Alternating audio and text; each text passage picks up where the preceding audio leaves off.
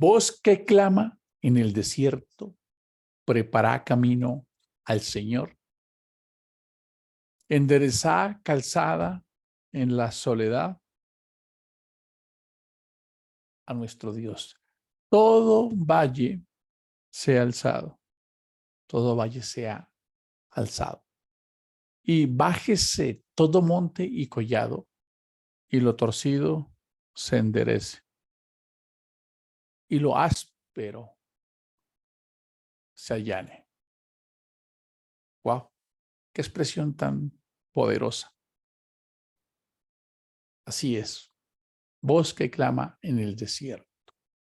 Preparad camino al Señor. Enderezad calzada en la soledad a nuestro Dios. Todo valle simboliza la depresión. Sea restituido a una vida normal. Bájese todo monte y collado, todo lo soberbio y lo arrogante, y lo torcido se enderece. Todo aquel que se ha perdido tras el ego, la ambición o la vanagloria. Y lo áspero se allane, todo aquel duro de corazón, todo aquel insensible e indiferente ante lo trascendente y la divinidad. Así es, apreciados amigos, estamos leyendo una de las profecías más reconocidas en la Escritura de este gran hombre llamado el profeta Isaías, conocido por la teología como el profeta evangélico. El profeta evangélico. Se le han asignado muchas palabras a Isaías, el protoevangelio, ¿sí? O el preevangelio. Porque es quien habló de una manera profunda sobre lo que sería el reino de los cielos y su rey. Sin embargo, al leer con profundidad a Juan el Bautista y ver su vida y el postulado de vida que llevó, coloqué mi vida en una especie de paralelo con lo que hizo él, con lo que es mi vida. Y con lo único que me encontré es con quebrantamiento de la profundidad, nostalgia, una especie de sensibilidad al comprender cómo alguien puede y pudo, mejor, haber amado tanto, haber renunciado a tanto, haber entendido tanto la profundidad del mensaje y a quien le servía. Jamás hombre ha renunciado a tanto. Juan el Bautista, reconocido por el mismo maestro de la vida, Jesús el Cristo, como el hombre más grande que haya nacido de mujer. Son las palabras con las que el Señor Jesús lo identifica. Un hombre vehemente, de convicciones claras, con un carácter firme y una fortaleza indomable cuando se trataba de colocarse sueños y metas. Bueno, Juan el Bautista realmente excedió las expectativas del liderazgo. Nada más cuando leemos esta expresión, nos damos cuenta que lo primero es que él no tenía identidad y él no tenía voz propia. Cuando lo interrogaron los judíos que se encontraban con él, heridos y con ganas de llevarlo a la muerte por la forma en que los trataba, jamás alguien fue tan sagaz, tan cortante a la hora de predicar el evangelio. Jamás alguien fue tan frentero ante la injusticia, la mediocridad, el egoísmo y la religiosidad. A esos fariseos que les encantaba mostrarse como los custodios de la palabra de Dios, les dijo generación de víboras. Les decía que los llevaba a juicio e incluso al mismo Herodes. Así que muchas veces ellos mismos se dejaban fascinar por el mensaje de Juan e intentaban preguntarle. De hecho, lo hicieron. ¿Quién eres tú? Dinos quién eres tú. Porque su vida ya dejaba entrever lo que venía después de él. Ya dejaba entrever que venía algo grande. Porque él mismo se atrevió a decir, no, yo no soy. Yo solo soy la voz. Yo he entendido que es tan grande servir a Cristo, que yo solo soy la voz. No tengo identidad ni derechos.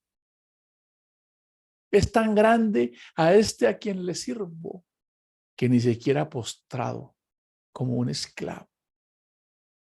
Ni siquiera soy digno de desatar la correa de su calzado. Dijo, no, no soy yo, no me confundan. Yo solo soy la voz. Yo solo soy un instrumento. Jamás alguien ha amado tanto a Jesús como él, aunque se habla poco de él. Todos sabemos que su primer encuentro sucedió a los 6 meses, cuando María fue a visitar a su prima Elizabeth y Juan, primo de Jesús, le adelantaba por 6 meses de haber sido concebido.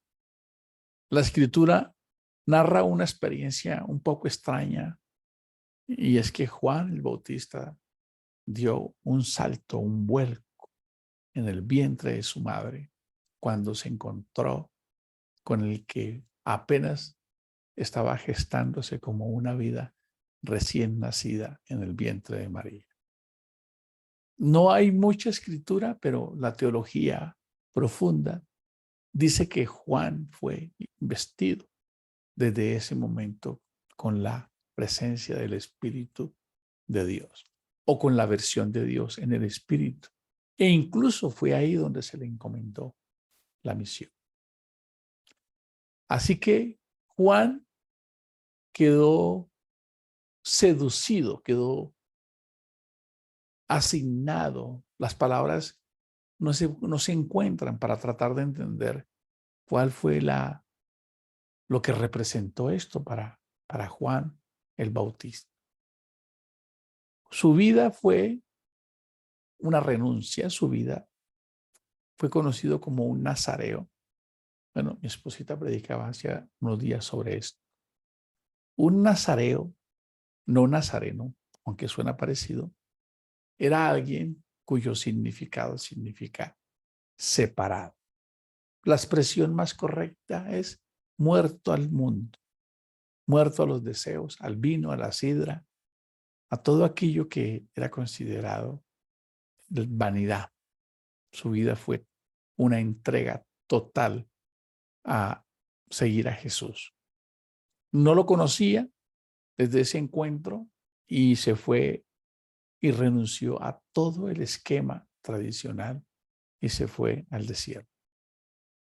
Pasaron muchos años donde este hombre mostró su devoción.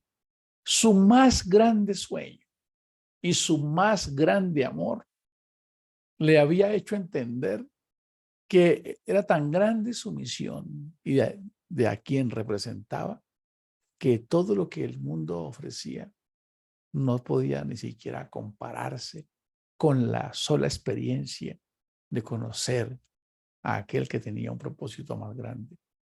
Sí, Jesús el Cristo. Jamás alguien ha amado tanto a Jesús como él, sin conocerle, su misión, su propósito. Todas las aspiraciones del amor de Juan el Bautista era amarle y servirle. Esas eran sus ambiciones más grandes, sus sueños, sus aventuras, sus pasiones. Solo consistían en un día poderlo encontrar, verlo con sus ojos, conocerlo a plenitud y servirle, aunque desconocía por su naturaleza humana el precio tan alto con el que terminaría su misión, que era ser decapitado justamente por predicar las verdades del rey. Así que lo primero que debemos rescatar de este hombre, y es lo que me hacía ver cuánto distaba mi propia vida de alguien que amó a Jesús realmente como ninguno. Su vida era una vida llena de austeridad, una vida de entrega en el desierto.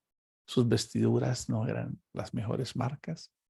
Su alimentación tampoco era la mejor, como un nazareo, era alguien, como ya lo mencionamos, separado, dedicado a Dios. No tocaba nada muerto, no tomaba sidra, no disfrutaba de los placeres de este mundo.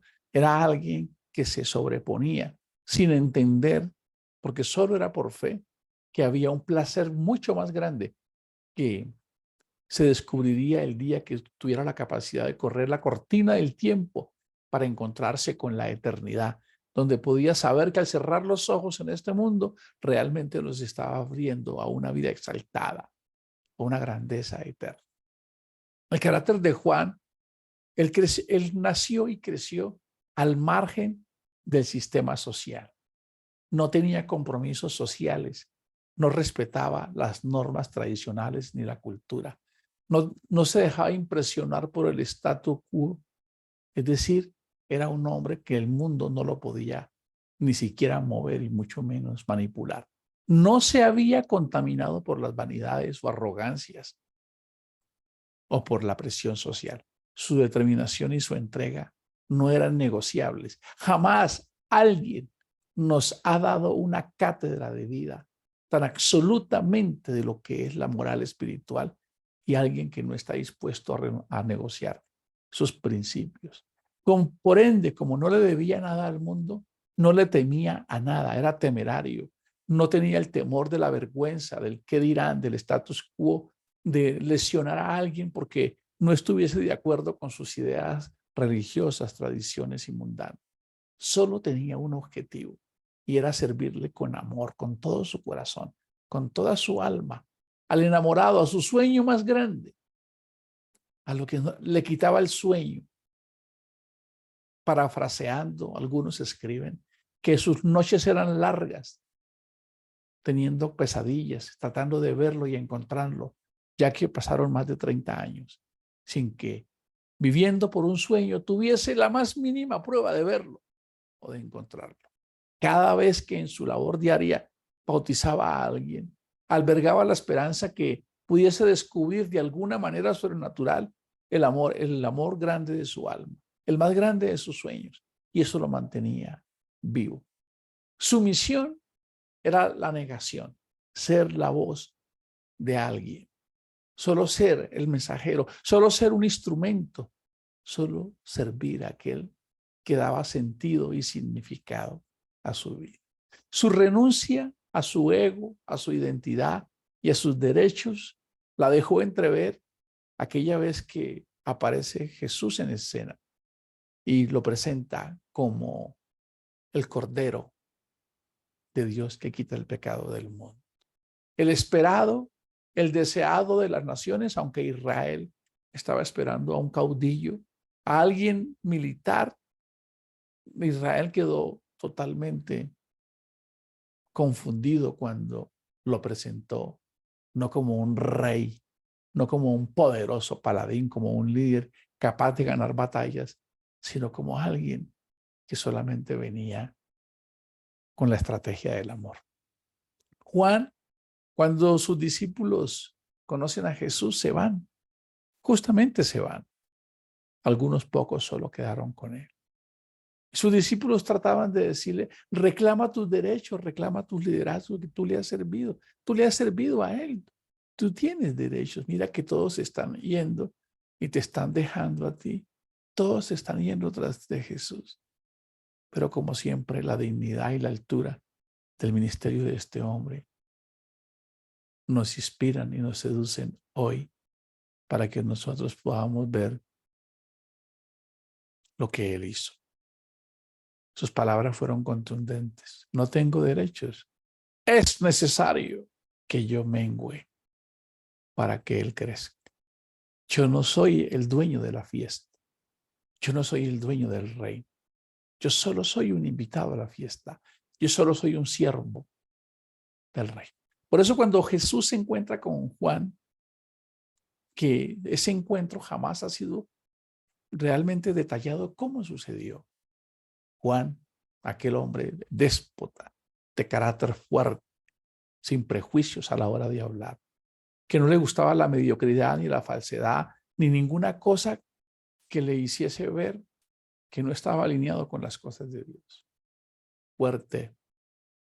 Cuando ustedes lo leen allá en Mateo, diciendo ya el hacha está puesto a la raíz de los árboles y todo árbol que no dé buen fruto será cortado, se perderá.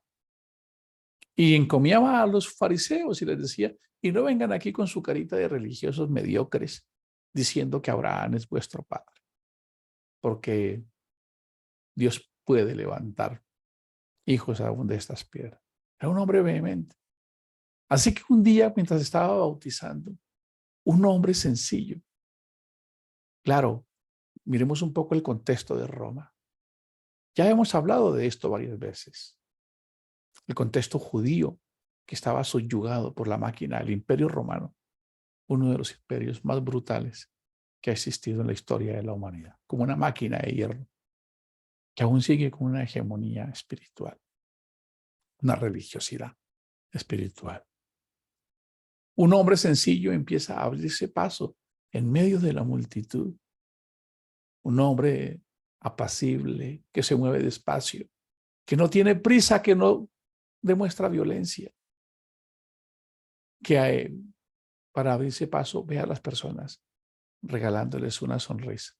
Juan está con el agua a la cintura, está bautizando personas que llegan, personas que habían vuelto a nacer, para los cuales la predicación de Juan de que él era el vocero del Mesías se había convertido como en un rayo de luz, como para el centinela, esa esperanza. Por fin alguien está hablando del Mesías, pero no lo hemos visto. ¿Cuándo llegará ese militar que nos va a quitar de este yugo, de esta opresión romana? Porque ellos estaban esperando, era una teología de espada, de liberación. De pronto, la divinidad, de pronto, el amor en pasta, se deja ver por Juan. El rey del universo detrás de la piel de un carpintero.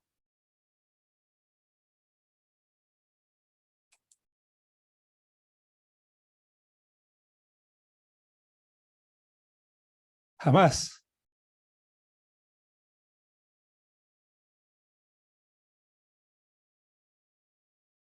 jamás de los jamás,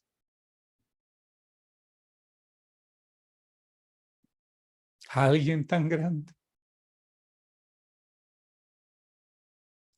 se hizo tan pequeño para buscar a los pequeños, a los desvalidos, a los desprovistos, a los sin esperanza, a los que ya habían perdido toda oportunidad y esperanza en esta vida.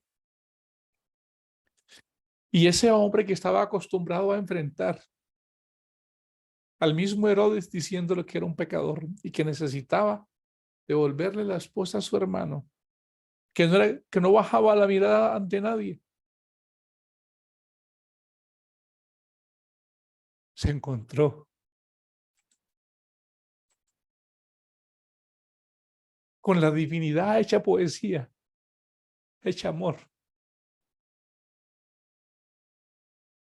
Cuando lo vio quedó impactado para siempre su alma. Encontró la más grande de las búsquedas, el más grande de los sueños y su más grande de sus ambiciones quedaron satisfechas a la hora de encontrarse con este majestuoso Salvador. Se opuso a ser bautizado por él porque no podía comprender cómo un rey se sometía ante un súbdito para que lo bautizara. Lo cual nos da a entender que el bautismo realmente no es para que un hombre ingrese al reino de los cielos, sino que es una iniciación, es una confesión pública de entender que hay una identidad con ese maestro y que en una forma de reconocerlo y de obediencia, como lo hizo Jesús,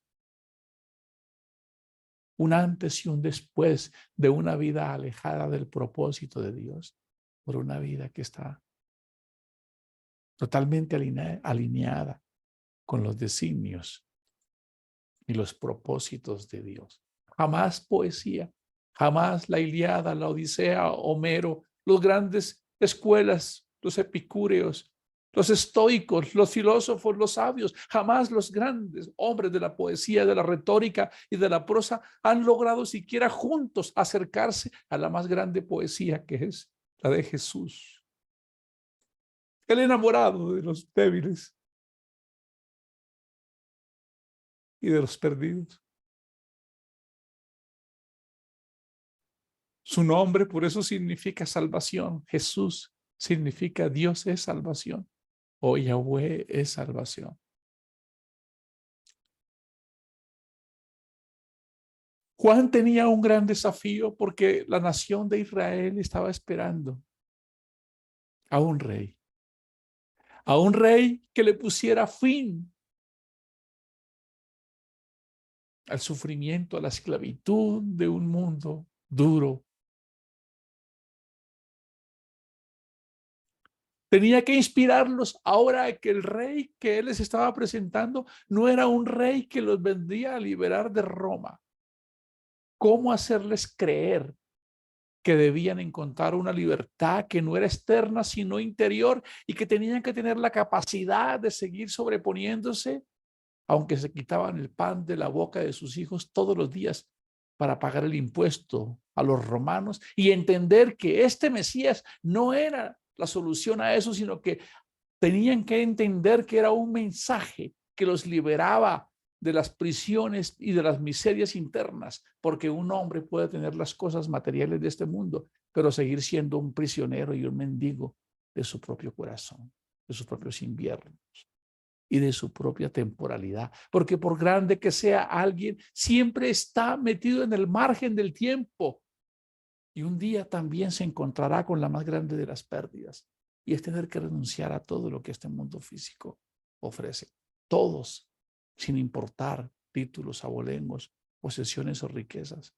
Necesitamos la esperanza de alguien que no permita que nuestra vida se quede en el olvido, en el sepulcro, recordando las palabras de Job que dijo: no dejarás que tu siervo se quede en el olvido, en el polvo, tú me levantarás del polvo. Era la gran promesa que Juan el Bautista tenía que transmitirles a estos hombres que cual cristianismo de hoy solo busca a Cristo por las cosas materiales, por el bienestar. Tenía que hacerles ver que como él había renunciado a todo, ellos debían encontrar un camino distinto, porque el mensaje de Cristo era un camino no físico, era un camino que iba directo al trono del corazón, al espíritu del hombre, donde realmente había un renacimiento interior y no la búsqueda de cosas materiales. Incomprensible cuando alguien sufre y lucha y pasa necesidades. Incomprensible para quienes pasamos dificultades o desafíos y queremos encontrar en Cristo la solución para ellos, y solo se nos ofrece la esperanza de una vida eterna sin tener la respuesta muchas veces a lo material. Incomprensible un evangelio de este nivel. Juan el Bautista, el inspirador de la trascendencia, el maestro, presentó a aquel que era el maestro de la vida, el maestro del amor, aquel que vino a buscar a la raza humana, aquel que no creía que la raza humana era un fracaso a pesar de todo el historial que ya habíamos escrito hasta el momento. Su llegada dejó ver uno de los cuadros más crudos de lo que significa la obsesión del hombre por el poder, como hacer una matanza de niños inocentes. Su vida siempre fue, como lo escriben muchos, varón de dolores y experimentado en Corán. Su vida fue solo contrariedad de pecado. Juan el Bautista, aunque también era un hombre sencillo, quiso volcar el mundo, quiso trastornar este mundo. Y para ir concluyendo este mensaje, mientras leía y veía el compromiso de Juan,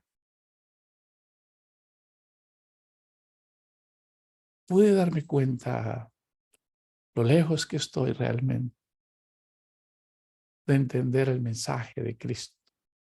Cuando mis grandes sueños, cuando mi amor más grande no se deja entrever todos los días en relación con Jesús, sino con muchos de mis caprichos mezquinos y egoístas, entendiendo que Jesús vino a entregarlo todo, absolutamente todo por la humanidad.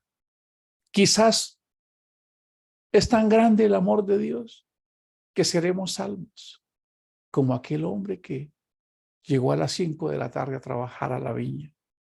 Quizás apenas estaba cogiendo el asador y apenas estaba dando apenas los primeros asadonazos cuando llegó la hora del rey. No es verdad que tendremos reclamos por haber hecho o no hecho. Es verdad. No sabemos la forma en que Dios nos recompensará, pero ojalá Dios nos permitiera entender la oportunidad tan grande que tenemos como Juan el Bautista de hacer de Cristo nuestro sueño y nuestro amor más grande. Señor, te damos gracias hoy una vez más. Te damos gracias, Jesús.